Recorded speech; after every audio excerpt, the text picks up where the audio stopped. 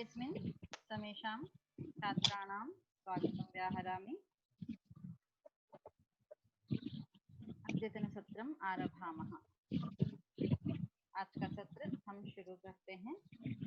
कल का जो सूत्र चल रहा था उसी को हमें उठाना है। कल कौन सा सूत्र पढ़ रहे थे हम? श्याद्यधासृ संस्रवती नवसावहरी लेह श्लिश श्वसश्च, ये सूत्र हम पढ़ रहे थे। आपको स्क्रीन शेयर होने लगी? हाँ, तो हमारा कल का सत्र कहाँ तक पहुंचा था? क्या क्या उदाहरण हमने पढ़ लिए थे? धातु का उदाहरण हमने पढ़ा था अवश्यायः प्रतिश्यायः।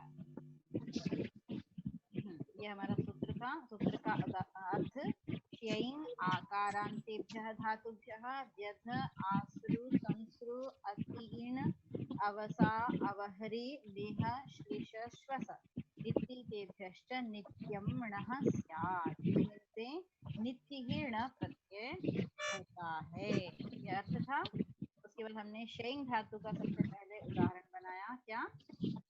अवश्यायः प्रतिश्यायः। उसके बाद दाएं धातु का हमने उदाहरण बनाया दायः धायः। फिर व्याधः, धातु का उदाहरण बना व्याधः, ठीक है। हाँ, फिर उसके बाद स्त्रु धातु का उदाहरण बनाया था आस्रावः और संस्रावः। आंग उपसर्ग पूर्वक आस्रावः, सम उपसर्ग पूर्वक संस्रावः। और ऐसे ही इण धातु का उदाहरण बनाया था अत्यायः। शो धातु से शो अंत कर्मणि, शो धातु से अवसायः, अवपूर्वक शो धातु अवसायः बना। ठीक है, यहाँ तक हमने कल पढ़ा। अब आज के सत्र में हम ह्रीहरणे, अवपूर्वक ह्रीहरणे इस धातु से कौन सा प्रत्यय करेंगे? बताओ, कौन सा प्रत्यय करना है हमें? ण प्रत्यय करना है। ठीक है, ण प्रत्यय करके हम बनाएंगे अवहार। ठीक है, अवहार। तो बनाओ, रूप सिद्धि करो। चलो आप खुद से करो। क्या उपसर्ग है बोलो? अब उपसर्ग है। वेरी गुड, अब उपसर्ग है। री धातु।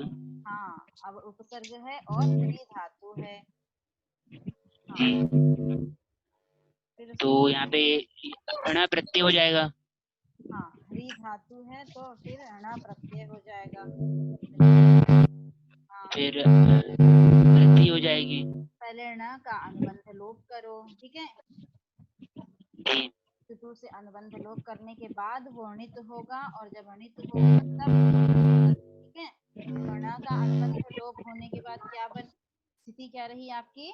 अव री और ये स्थिति रही आपकी। ठीक है, यहाँ अव ह्री स्थिति रही। अब वृद्धि करेंगे अचोयणिति, इस सूत्र से हरि को वृद्धि करेंगे।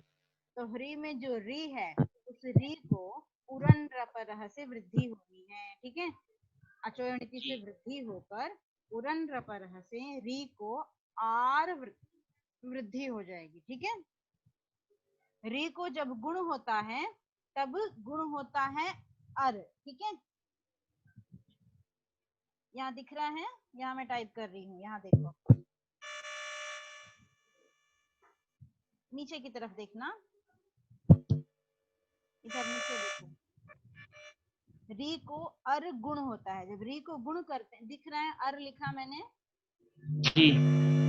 री को जब गुण करते हैं तब अर गुण होता है। ठीक है, और जब री को वृद्धि करते हैं तब आर वृद्धि हो जाती है। ठीक है, ये हमेशा याद रखना। और ये उरन रपरह से होता है। ठीक है ना, तो यहाँ पे ह्री धातु को हमें वृद्धि करनी है, क्योंकि ऋण प्रत्यय ऋत है, इसलिए वृद्धि करेंगे तो री को वृद्धि हो जाएगी आर। री की वृद्धि हो जाएगी आर, तो स्थिति क्या रहेगी आपकी? आधा ह और आर। ठीक है, अब ह आर अ, अब आर को ह में मिला दीजिए, आप संयोग कर लीजिए। मिलाना मतलब संयोग करना। तो हार बन अवहार। जाएगा। अवहार ये स्थिति है, ठीक है। अवहार इस स्थिति में अब आप संयोग कर लीजिए तो अवहार बन गया। अवहार ये आपका रूप बन गया। अब अवहार ये कृदंत शब्द है, इसलिए कृतद्धित समासाश्रय से इसकी प्रातिपदिक संज्ञा हो जाएगी और प्रातिपदिक संज्ञा होकर के सु आकर के अवहार बन जाएगा। ठीक है, आपका शब्द सिद्ध हुआ अवहार। ठीक है रविरंजन? जी दीदी ठीक है। आपके साथी कहाँ हैं? दीपेश जी। दीपेश जी हाँ, पता नहीं कहाँ है, लॉकडाउन में है फंसे हुए। अच्छा लॉकडाउन में हैं, फंसे हुए हैं। जी क्लास में नहीं उपस्थित रहते हैं क्या? नहीं, क्लास में तो कम ही दिखते हैं।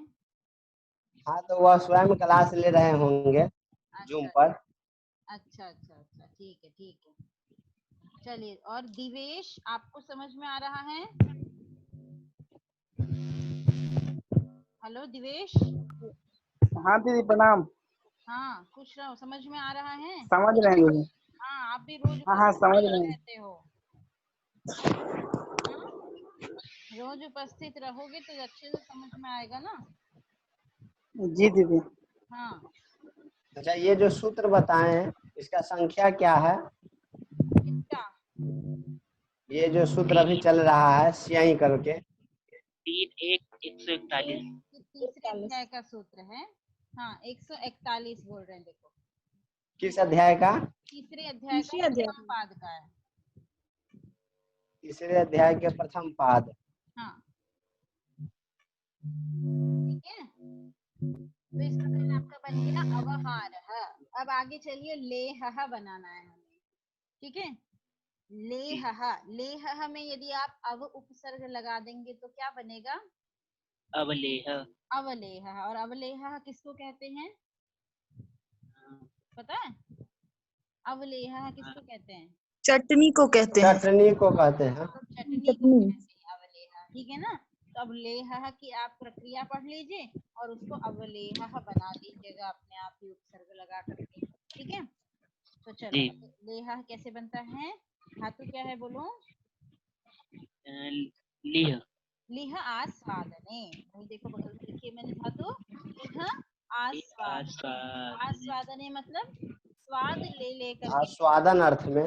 हाँ आस्वादन करना मतलब स्वाद ले करके उसको ग्रहण करना, ठीक है।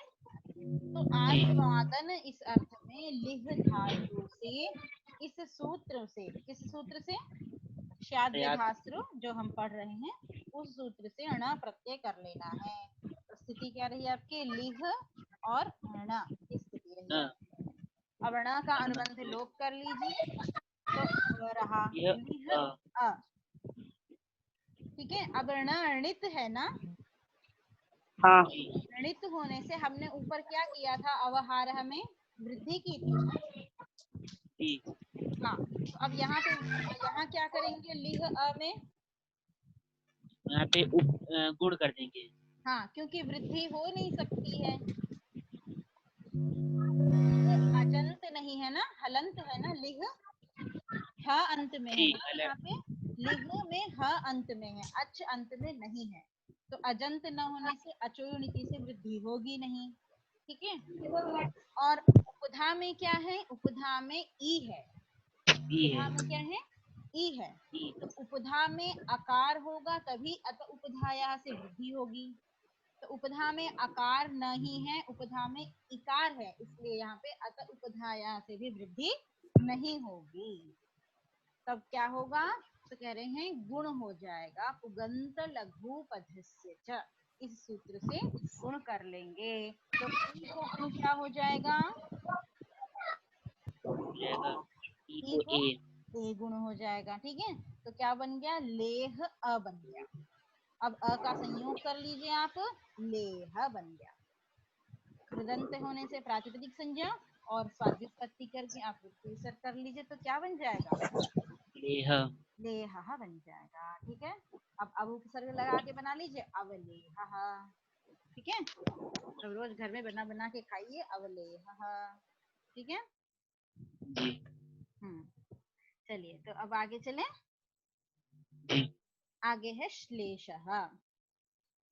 ठीक है, श्लेषः क्या बनाया इन्होंने? श्लेषः। धातु क्या रखी बताओ? श्लिष्ट आलिंगने। हाँ, श्लिष। श्लिष आलिंगने धातु है। हाँ, श्लिष आलिंगने। आलिंगनम है ना, आलिंगन करना, इस अर्थ में श्लिष धातु है। ठीक है, तो श्लेषः बनाया। श्लेषः में श्लिष धातु वैसे ही जैसे हमने लेहः बनाया था वैसे ही श्लेषः भी बन जाएगा। चलो फिर भी हम प्रक्रिया कर लेते हैं। क्या बनाया? श्लिष धातु है, श्लिष और ण प्रत्यय है। ठीक है, ण के अनुबंध का लोप करके अवशेष रहेगा श्लिष अ। अब बताओ क्या होगा, बोलो आप लोग। वही हो इसका जाएगा ए हो जाएगा, गुण हो गुण हो जाएगा। जाएगा, हाँ, गुण हो जाएगा। और स का मूर्धन्य स, अ का मूर्धन्य स में जोग हो जाएगा। हाँ, पहले श्लिष में जो ली है उसको गुण कर लीजिए। ठीक है, श्लिष में जो ली है उसको लघु पद गुण कर लीजिए आप। तो क्या हो गया? श्ले हो गया। लघु पद गुण करके श्ले हो गया, श्लेष अ। ठीक है, अब श्लेष अ का संयोग कर लो तो क्या हो जाएगा? श्लेष। लघु पद मैम जो है वो ई है, ई था ना? हाँ हाँ, लघु की लघु उपधा ई है। जी उपधा में लघु इकार है ना, तो और वो लघु मतलब ह्रस्व है इसलिए लघु है। जी ठीक है, तो लघु पद होने से गुण हो गया। अब ये कृदंत हो गया, कृदंत होने से अधिक संज्ञा करके बन जाएगा श्लेषः। श्लेषः। ठीक है, आश्लेषः, आश्लेषः, आश्लेषा सुना है ना? आश्लेषा, आश्लेषः शब्द आता है साहित्य में, प्रयोग में आता यहाँ है। पे मैम प्रयोग कर सकते हैं ना, गृह गोदिका विद्याम श्लेषः। भित्तौ आश्लिषति। वित्तौ आश। हाँ, भित्ति में आलिंगन करके आलिंगन कर रही, आलिंगन अर्थ है ना श्लेषः का। तो श्लेषः जी तो कृदंत शब्द हो गया। यदि आपको क्रियावाची में प्रयोग करना है तो आपको तिंग करना पड़ेगा, आश्लिषति। आश। ठीक है, आश्लिषति इति श्लेषः। तो श्लेषः ऐसा कहने से मतलब गृह गोधिका कहलाएगी, क्योंकि जो आलिंगन कर रही है भित्ति का वो गृह गोधिका है। कृदंत प्रत्यय करने के बाद कर्ता का बोध होता है उस शब्द से। जैसे ऊपर हमने बनाया था लेहः, ऊपर देखिए जी यहाँ पे लेहः, लेह तो अब उपसर्ग करके हमने क्या बनाया था यहाँ पे? अवलेह। अवलेहः। ठीक है, अवलेहः। तो अवलेहः से क्या कहलाया? चटनी। चटनी। ठीक है, जिसका हम आस्वादन कर रहे हैं वो चटनी कहलाएगी, अवलेहः। जी ठीक है, चटनी का ही हम आस्वादन करने में कर्ता कौन बन रही है? हम स्वाद ले रहे हैं, स्वाद देने के जी लिए कर्ता कौन है? चटनी है। हमें जी स्वाद कौन दे रहा है?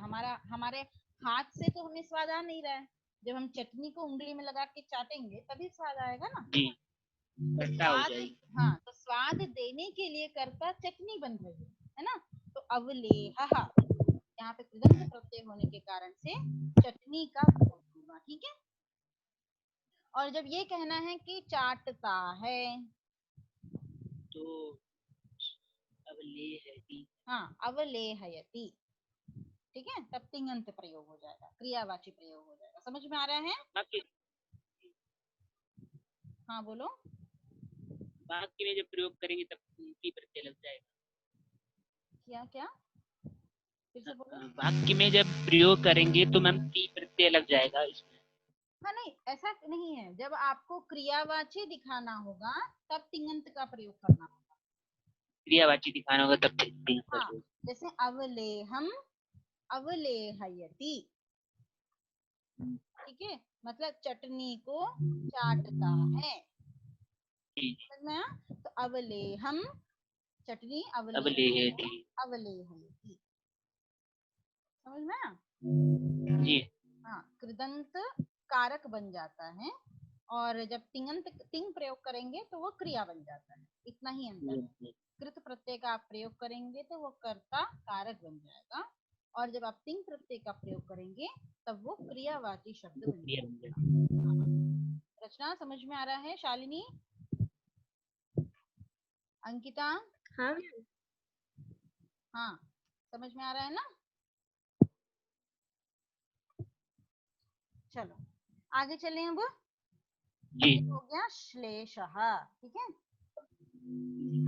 मतलब श्लिष आलिंगने, इस धातु से हमने बना लिया श्लेषः। अब आगे चलो श्वासः, है ना। बहुत ही इंपॉर्टेंट शब्द है ये, महत्वपूर्ण शब्द है क्योंकि हमारे रोज प्रयोग में होता है ना।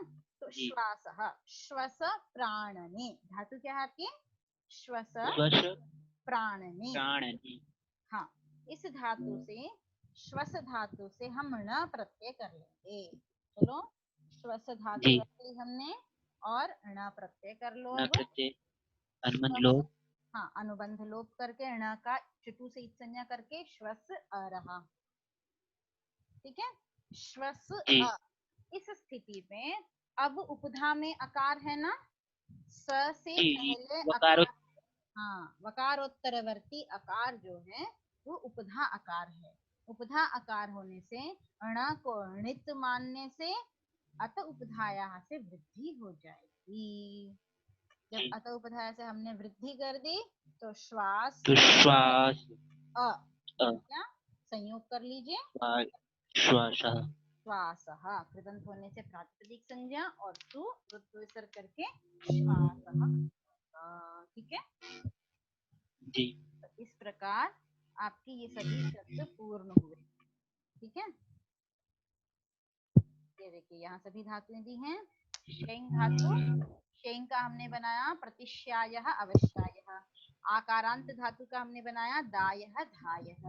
व्यध का बनाया व्याधः। आंग पूर्वक श्रु धातु का आस्रावः। सम पूर्वक श्रु धातु का संस्रावः, ठीक है। और अति पूर्वक ऋण धातु का हमने बनाया अत्यायः। अवपूर्वक सा धातु का अवसायः। अवपूर्वक हरि धातु से ण प्रत्यय करके अवहारः। लिह धातु से ण प्रत्यय करके लेहः और अवलेहः, कुछ भी बना लीजिए, लेहः या अवलेहः। श्लिष धातु से श्लेषः। श्वस धातु से श्वासः। इतने सारे शब्द आपके इस सूत्र से बन रहे हैं, ठीक है। हाँ चलो अब ये सूत्र आपका पूर्ण हुआ, हम अगले सूत्र में चलते हैं। आगे का सूत्र क्या है आपका? दुन्योरनुपसर्गे, हाँ दुन्योरनुपसर्गे, दु दु नी, ये दो धातुएं हैं। दुनोतेः नयतेश्च अनुपसर्गः स्यात्। दुनोतेः नयतेश्च अनुपसर्गे णः स्यात्, ये सूत्र का अर्थ है। मतलब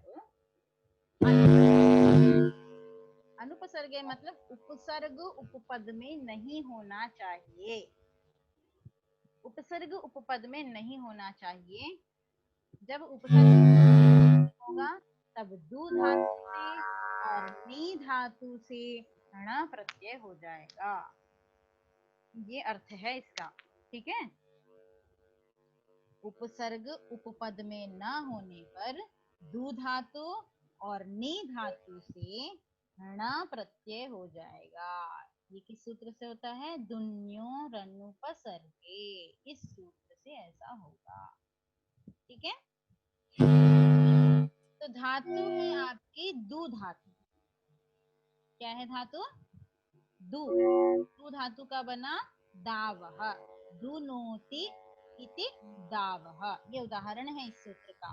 दुनोति इति दावः।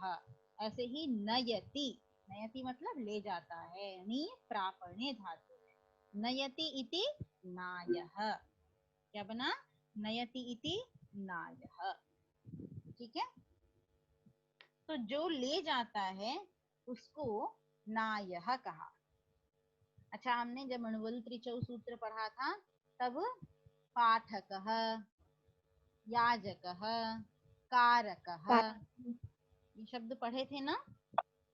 हाँ। वैसे ही नायकः एक शब्द होता है, सुना है ना नायकः। नायक किसे कहते हैं? नायक का होता है। हाँ हाँ बोलो, आवाज नहीं क्लियर है तुम्हारी। नयति इति नायकः। हाँ, नयति इति नायकः मतलब जो हमें ले जाता है, कहाँ? सही मार्ग पे आगे ले जाता है, उसे नायक कहते हैं। ठीक है, जैसे नेता, किसी को नायकः कह दिया। ठीक है, तो नायकः ये कब बना? जब हमने अणुवल प्रत्यय किया था, सबसे पहला सूत्र कृदंत प्रकरण का अणुवल त्रिचौ, जैसे पाठकः बनाया था वैसे ही नायकः बनता है। ठीक है, अणुवल प्रत्यय करके उसी धातु से, मतलब ऋणी धातु से ही अब हम यहाँ अण प्रत्यय करेंगे। वहां अणुवल किया था तो नायकः बना, लेकिन जब हम अण प्रत्यय करेंगे तो नायः बन जाएगा। अर्थ वही है, ले जाने वाला, नायः।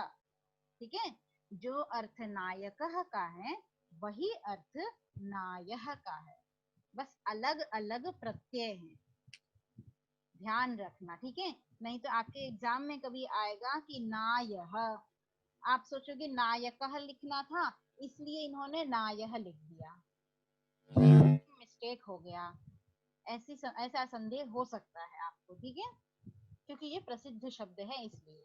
तो नायः यहाँ अण प्रत्यय होता है और नायकः में अणुवल प्रत्यय होता है। ठीक है, अब हम समझ में आया? तो आगे प्रक्रिया की ओर अब हम चलते हैं। ठीक है,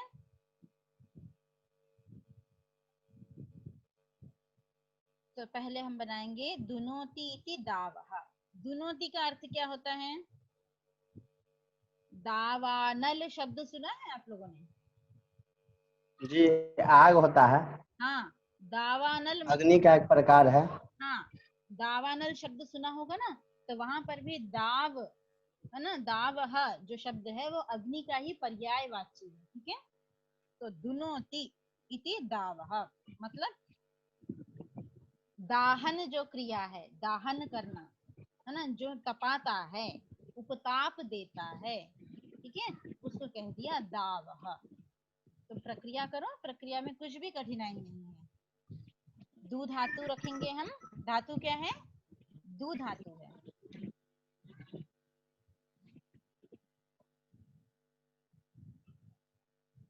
धातु है दू, दू धातु से ण प्रत्यय कर लो। दिख रहा है ना सभी को? स्पष्ट हो रहा है? ये दू धातु किस अर्थ में है? दु उपतापे, टू दु उपतापे ये धातु है। ठीक है, उपतापः। टू और दू दोनों एक ही अर्थ में है। हाँ, धातु एक ही है। धातु क्या है? ये धातु है टू दू, ये धातु है। जैसे डुकरी में डू की इत संज्ञा हो जाती है आदिर्य टू डवह से, वैसे ही यहाँ पर टू दू में टू की इत संज्ञा हो जाएगी आदिर्य टू डवह से। समझ में आया? जैसे डुक्रिन करने है ना, डुक्रिन धातु है करने अर्थ में, वैसे टू धातु किस अर्थ में है? उपतापे, उपतापः। अच्छा, उपताप अर्थ में। हाँ, उपतापः। ठीक है, तपनम तापः, उपतापः। ठीक है, तो टू दू इस धातु में टू की इत संज्ञा हो जाएगी आदिनी टू डवह से, तो बचेगा आपका दू। तो इस दू धातु से आपने ण प्रत्यय कर लिया। ण प्रत्यय करके अनुबंध लोप करके क्या बचेगा? अ बचेगा। दू ये अवशेष रहा। अब ण अणित है इसलिए दू में अजंत है, धातु है दू, अच अंत में है, तो ऊ को औ वृद्धि हो जाएगी अचोइणिति इस सूत्र से। ठीक है, अचोइणिति इस सूत्र से दू को औ एस वृद्धि हो जाएगी। तो आप दू को औ वृद्धि कर लीजिए, दऊ अ। जी गुरुजी अबै छी। जी जी जी।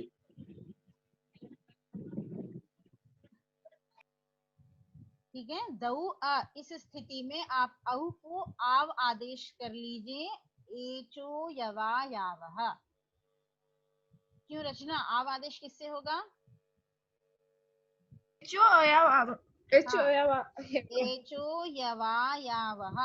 इस सूत्र से आपका आव आदेश हो जाएगा। हाँ, आव आदेश होकर के बन जाएगा दाव अ। ठीक है, दाव अ। अब अ का संयोग कर लो, दाव बन गया, दाव। ये कृदंत शब्द बना, अब प्रातिपदिक संज्ञा करके दावह बन जाएगा। बना, ठीक है। दू धातु है, ये याद रखना कि दू धातु है। दू धातु से आपने ण प्रत्यय किया और ऊ को औ वृद्धि कर ली, तो दऊ बन करके फिर ईचो यवा यावा से औ को आव आदेश होकर के दाव अ दावह बन जाएगा। ठीक है, चलो आगे चलो। नयति इति नायः हम बना रहे हैं। अब नायः में धातु, नयति में कौन सी धातु है बताओ? नई धातु। णीय प्रापण्य, नई धातु नहीं है, णीय धातु है। नयति, नयति किस धातु से बनता है? णी धातु से बनता है ना। हाँ, तो णी धातु से य का अनुबंध लोप कर लो, णी बचेगा। अब इस णी में ण को न करना है, णो नः। ये सूत्र है पाणिनि का, णो नः। धातु के णकार को नकार आदेश हो जाता है। ठीक है, धात्वादेः णः नः स्यात्। धात्वादे णकार को न आदेश हो जाएगा तो क्या बना? नी रहा।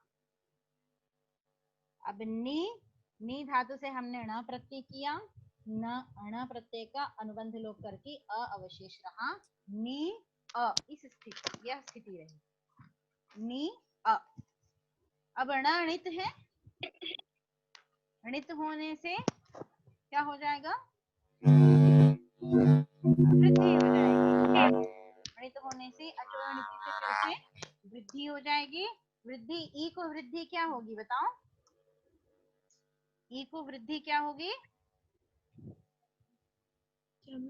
ई को क्या वृद्धि होगी? आई हाँ, आई आई ई को आई वृद्धि हो जाएगी। हाँ, ठीक है, तो आई वृद्धि हमने कर ली, नई अ। अब बताओ कौन सा सूत्र रहेगा हिमांशु? शाश्वत।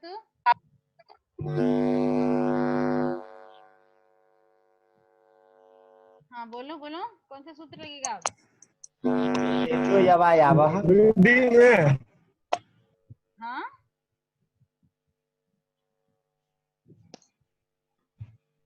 कोई दिक्कत है क्या? चलो ठीक है, एचो यवा यावा किसने बोला? रवि रंजन। जी दीदी। हाँ, एचो यवा यावह। इस सूत्र से हम आई को आय आदेश कर लेंगे, तो नाय अ। आवाज नहीं आ रही क्या? हाँ, अब आई तुम्हारी आवाज, अभी तक नहीं आ रही थी। ठीक है, चलो, तो नाय अ बना। ठीक है, अब अ का संयोग कर लो, अ का संयोग करके क्या हो जाएगा? नाय। यह शब्द बन जाएगा।